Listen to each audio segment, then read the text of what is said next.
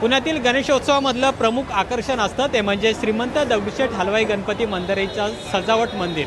यंदा या मंदिराकडून केरळमधील जे प्रसिद्ध पद्मनाभ मंदिर आहे ते साकारण्यात येत आहे। आपण हे भव्य असं मंदिर पाहतोय, जवळपास 100 फूट उंच असं हे पद्मनाभाचं जे मंदिर आहे, ज्याची प्रतिकृती आहे ती यंदा श्रीमंत दगडूशेठ हलवाई गणपती मंदिराकडून साकारण्यात येते। अवघे 2 दिवस बाप्पाच्या आगमनाला राहिलेले आहेत आणि त्याची तयारी आता अंतिम टप्प्यात सुरू झालेली आहे। लगभग आपण पाहतोय सर्व जे कर्मचारी आहेत यांच्याकडून हे मंदिर आता बनवण्यात येते आणि डोळ्यांचं पारणं फेडणारं असं हे संपूर्ण पद्मनाभ मंदिर असणार आहे।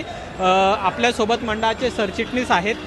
कसं मंदिर आहे याच्या भव्यतेवरनं आपल्याला पाहायला मिळतं आहे, पण एकूण किती फूट उंच आहे, किती फूट रुंद आहे आणि काय काय बारकावे या मंदिरामध्ये पाहायला मिळणार आहे? हे पद्मनाभ मंदिर आहे, केरळ येथील प्रसिद्ध आणि ते विष्णूचं मंदिर आहे। या ठिकाणी आता 111 फूट उंच अशा या मंदिराची उंची आहे। 90 बाय 120 फूट असा त्याचा देखाव्याचा खालचा आकार आहे। आपण जर बघितलं असेल तर या ठिकाणी हे जे आपल्याला दिसणारे सगळ्या कलाकृती आहेत ते 2 घोडे आहेत। हे आपल्या पुरातन असा प्राणी जो आहे तो प्राणी आपल्याकडं त्याला आपल्याकडं एक शुभ संकेत असं त्याच्याकडं बघितलं जातं। हा जर प्राणी असेल तर त्या प्राणी असेल त्या ठिकाणी कुठल्याही प्रकारचं विघ्न येत नाही, सगळे विघ्न ते हरण करत असतात। या विघ्न हरत्याचा उत्सव आहे। त्या ठिकाणी या सर्व बारीक कलाकृती आत्तापर्यंतच्या ह्याच्यातील सर्वात छोट्या छोट्या कलाकृती मूर्ती ह्या आपल्याला तुम्हाला या ठिकाणी जवळजवळ 500 मूर्ती ह्या बारीक या ठिकाणी साकारल्या गेलेल्या आहेत।